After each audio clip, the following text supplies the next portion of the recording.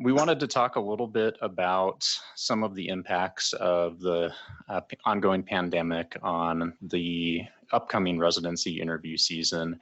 A lot of the things that we'll talk about here is also transferable to the fellowship interview season too. So think about that in the context of this conversation as well. The timeline for that is just a little bit different, but the concepts are likely going to be very similar.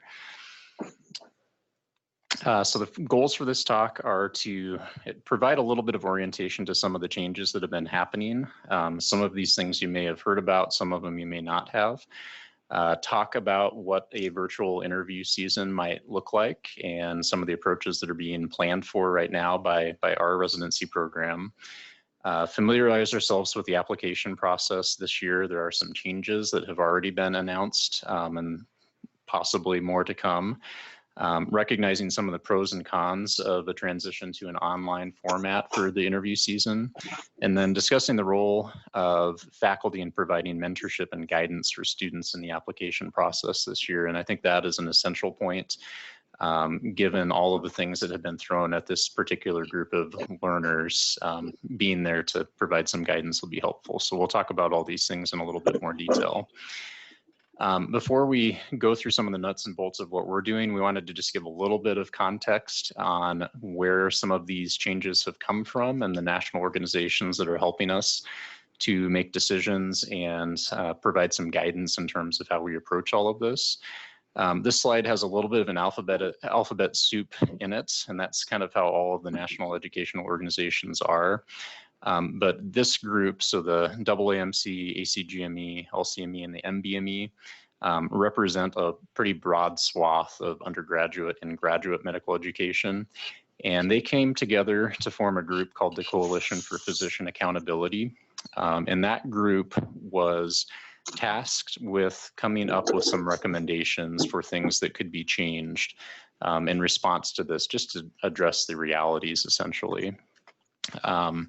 And they had a work group on medical students for the class of 2021 in particular, knowing that that group is the group that is most impacted by the changes, at least for this year.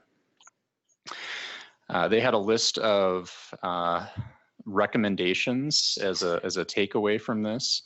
And three of the salient things that they recommended was not having away rotations. And we've seen this reflected on our campus here.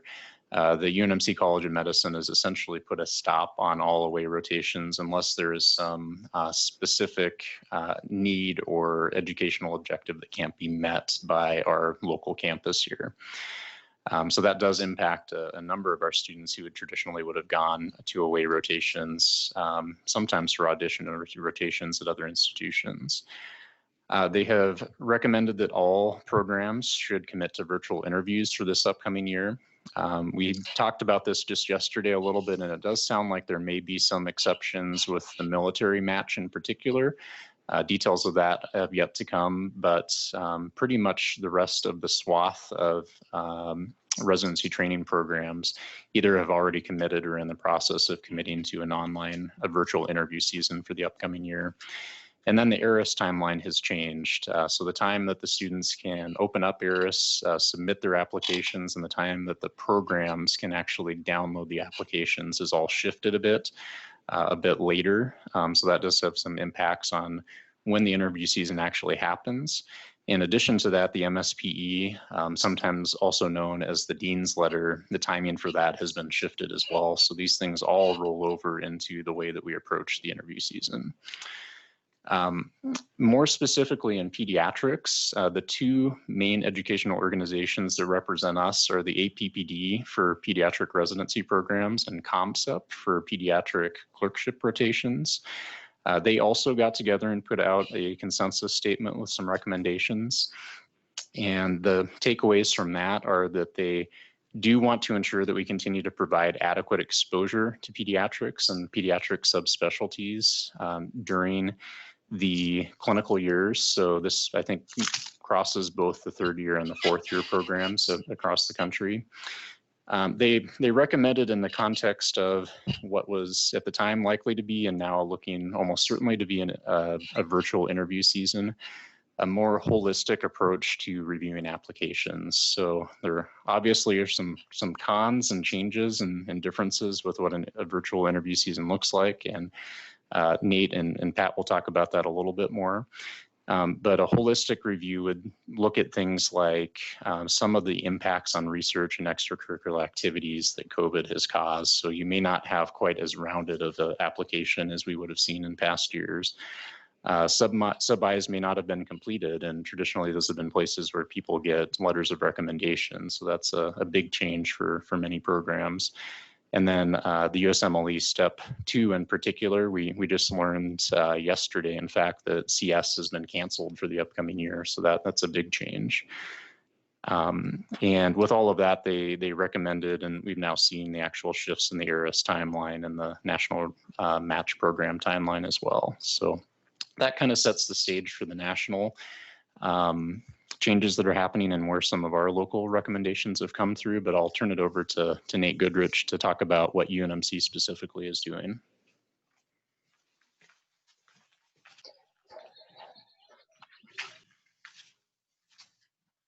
All right, so Nate has touched on the recommendations from the national organizations, which are very much mirrored by UNMC in their recommendations. And so you'll notice that this is repeating, I think, much of what Nate has already touched on. But UNMC, I think, is very much committed to the recommendations that have been put forth by our national organizations. And so as Nate touched on, UNMC is absolutely supportive of limiting away rotations. And those are essentially gone for our students. I think UNMC, and I think we're all in agreement, is confident that we can offer any experience to our students that they need. In the same light, UNMC is also significantly limiting the away rotations that they would be offering to visiting students, with really the only exception of institutions that have a longstanding relationship with UNMC, of which I think those are pretty few and far between. And so UNMC is really making an effort to capitalize on the opportunities for our students to maximize their learning potential here. They're fully supportive of the virtual interview process. Again, Pat will touch on this a little bit, but UNMC, both the College of Medicine and at the GME level, are fully committed to moving towards that virtual interview process. And then, of course, supportive of the ARIS timeline changes for our students. So for those that may not be 100% familiar with what the curriculum looks like for our fourth-year students, they typically should have been starting their rotations in April and then utilizing April, May, and June as a sort of an exploratory time period where they could do a sub-I rotation, finalize career plans, make sure that the field they had chosen was what they truly wanted to go into. That has obviously been completely upended by COVID.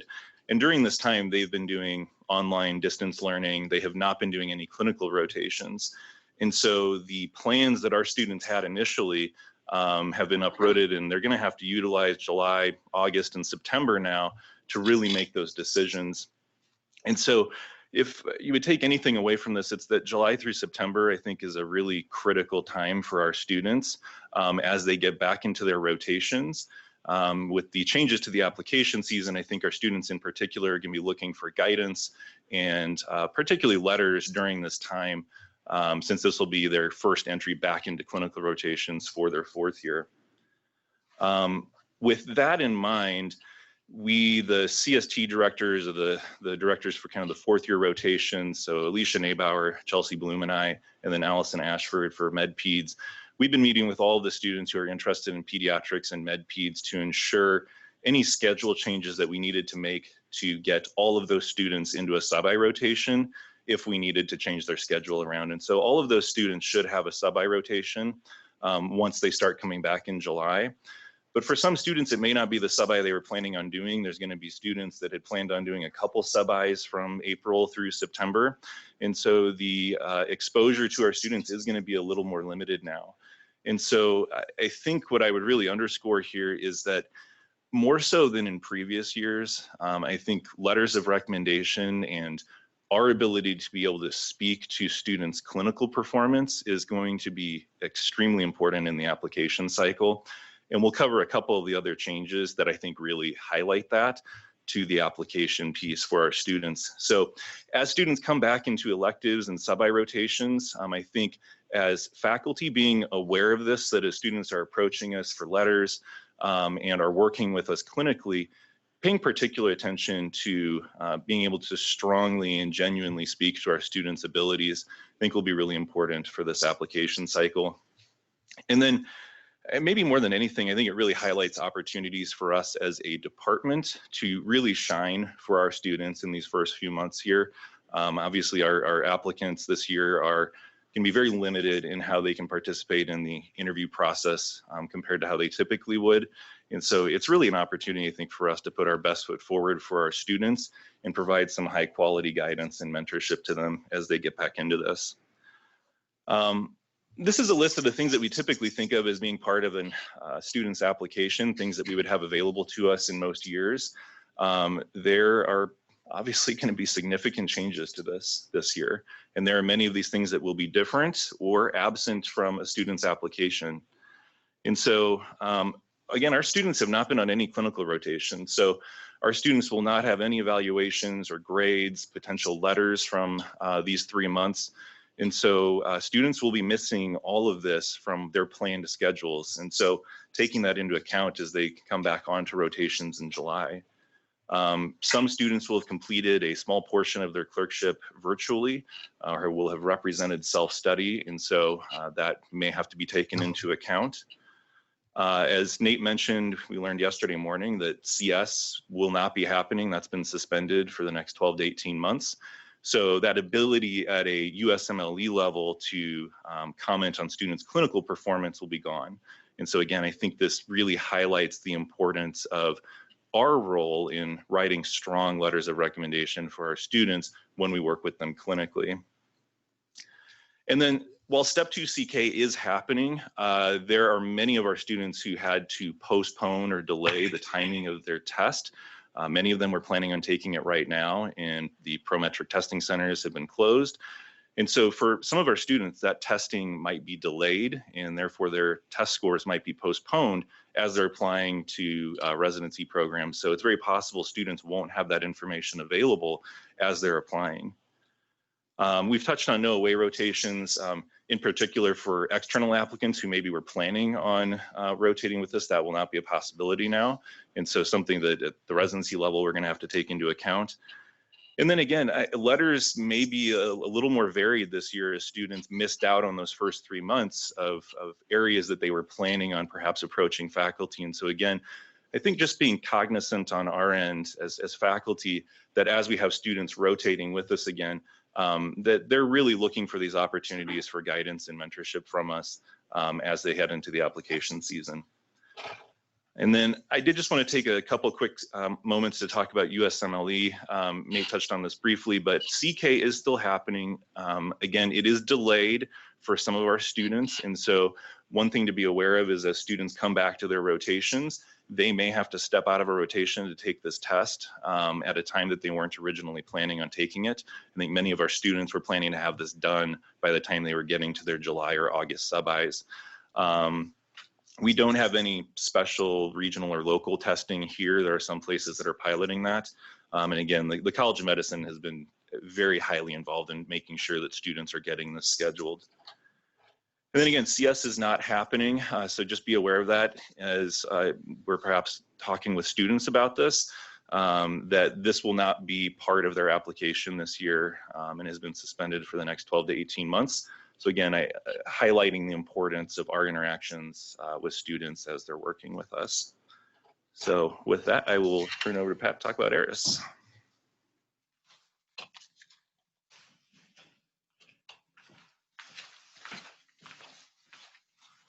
The more paraphernalia you hang off your ears, the more difficult it is to doff things. So, but yeah, Nate have both alluded to a lot of these changes, and certainly the match has completely changed now this year. They have shifted a lot of the dates that we normally were used to. They will be able to open up and get a token to get in to see what they have to do to apply starting June 8th. That's been pretty typical. I will tell you that for fellowships, it's June 6th that they'll be able to get in. The students now will be able to start uploading material on their application starting September 1st. This is about a week earlier than they normally have had in the past. Fellowships will be able to start uploading information on July 1st, which is also a little bit earlier. Now, one of the big delays, we typically can look at these applications starting September 15th. This has now been backed up to October 21st before we'll be able to even evaluate the applications and starting to see who we would actually invite to come to the program to interview, of course, virtually too, which is another big kink in all of this. For fellowships, that date has also been bumped, and instead of being in July, it is now August 12th. And what both of these dates do is they're going to delay when we can actually start doing interviews. This actually really even affects our current residents for fellowships because they'd already planned their block schedule based off of the original dates. And so now they're scrambling to look at their block schedule to make sure they have appropriate time off to interview for fellowships.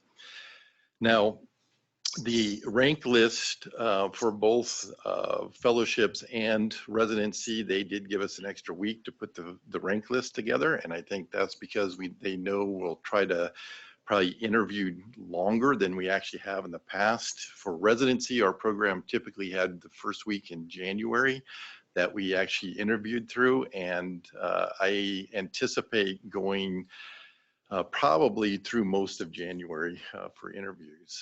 We're still making the decision on numbers and all those kind of things. But the match day has not changed. So they are still going to keep it as March 19th. So what they have done, and same thing with fellowships, it's going to still be the beginning of December when match day is for fellowships. And so they just decreased the amount of time that we have to interview candidates is what they have done with all of this. The anticipation is that, or why they did that is to help us develop our systems and how we're going to conduct interviews virtually, and also give the students more time to, since they haven't been on clinical rotation stuff, to get a little bit more clinical experience and get good quality letters of recommendation for us to make that judgment on who we're actually going to invite. So the virtual interview process, I don't know how many of you have actually done virtual interviews. I have done a couple of them now, one for residency, one for fellowship. But I would bet that, well, less than half of the faculty have done these. I think there are a lot of things that you have to take into consideration when you're doing a virtual interview. It is a very different process. Even running Zoom meetings, I think, and all of you have had enough experience now of seeing how some people project themselves on video better than others. And I think that's one of the things that we're going to have to pay close attention to. I think the environment that you're in makes a big difference. And, you know, do we all have a standard background, or does that look too generic? And do we want to make sure, though, it looks like a professional setting that you're actually in? These students, I think they have to consider a lot of things with their environment. One of the students, we had a meeting with the students to kind of get them used to this, mentioned that on Zoom, one of her classmates has pet rats and it would every once in a while run across their shoulders and stuff. And I said, yeah, that's probably not something that you want to have during your interview. So I think there's a lot of discussion on students' connectivity. Are they going to be in an environment that can be quiet, that they can be at an interview for 4 to 5 hours straight? Think about that. So I think there's a lot of these things that we have to kind of sort out. And I think the same thing is true for our faculty that are interviewing. One of the things that we're looking at, and I think the College of Medicine has encouraged us to do, is try to develop some audition type of interviews for our students, so we can get practice, but they can also get practice. And I think that we probably need to develop some type of feedback card, and it would be great if the students can give us feedback about how we came across, if we're sitting too close, sitting too far back, couldn't hear us, all of those kind of things I think would be important feedback to get to faculty as we do this. The whole process, we're in the process of planning a lot of this. We have a little bit more time than fellowships, but I will tell you that we actually do have a meeting coming up here at noon today with the fellowship directors to spearhead and start this whole process as well. But I will discuss many more aspects of what we're kind of doing, trying to adjust to all of this from the residency standpoint during the residency update process. We do have some resources that you can kind of go to start looking at and learning about the virtual interview process. I think the AAMC tips for interviewers and applicants are very short reads. They're about 4 pages long. They do discuss very similar things. There's a lot of overlap with it, but I think it gives you some food for thought to start thinking about how you would conduct an interview. And like I said, you can go on to the AAMC website and get to these very easily right now. And I think that's a starting point. I think we are kind of planning on having another faculty development session probably in August to go through more details of the actual virtual interview process. And it's kind of timely because I'd imagine that's probably when a lot of fellowships are going to be gearing up for their interviews as well before we start ours. And ours will probably start in November. So I will open it up for any questions that people have. Yep, and I'm wondering about DO students that often came to campus that don't have a home school, and how are we treating those relationships? Yeah, and I probably can best answer that question by saying that our numbers have actually declined pretty significantly the last few years of students that were coming for away rotations. In the last 2 years preceding the upcoming academic year, we had a total of about 4 or 5 students combined between the 2 years. So I don't know what they're doing on their campuses. I'm assuming that they're finding more local rotations for them, but given that we haven't had a long-standing history of them coming, at least the last few years, that's not something that we've had requests for even at this point. That is being considered at sort of a department by department level. So there are some of the smaller departments that some of the small schools don't have that capability. They do have established relationships, and some of those students are going to plan to come and be on UNMC campus because they can't get that experience at home. I think it's a big concern because a lot of those schools are not affiliated with academic institutions. They have relied on community-based hospitals to get clinical experience, which I think have pretty much shut down to students coming onto their campuses. Our patient numbers on almost every university campus across the country are down to the point that even our local students don't get the exposure. To trying to bring on outside students to get that experience is very difficult. So it'll be very interesting to look at those applications, see what they've been doing and where they've been doing it. So it's one of the things we're going to have to truly filter a lot more this year. So yeah. From a teaching point of view, with all this telehealth that we're doing now, in the clinics, as opposed to seeing patients, is there an option with Zoom to be able to have students sit in on these interviews or residents sit in the interviews? For telehealth? For learning purposes. Yes, absolutely. They're not getting exposed to these patients like they were. And that's what we're in the process of really trying to develop the curriculum for residents, and alongside that, we will be developing it with students. You can, with Zoom in particular, share your interaction or your session that you have. And really with residents, we just have to get them a license on Zoom, and they could actually initiate the visit and then share it with you, and you can come in and interact that way. And that's probably ideal. Telehealth is here to stay. And I've said this for years that we needed to get going on it, and COVID just pushed us to it quicker. But it's an incredibly important part of medicine now. And we need to start training students as well as residents, fellows, everybody on how you're going to do it and how it functions in your particular subspecialty. So we've asked Casey Bird to present the next month's faculty development session on that topic specifically. So.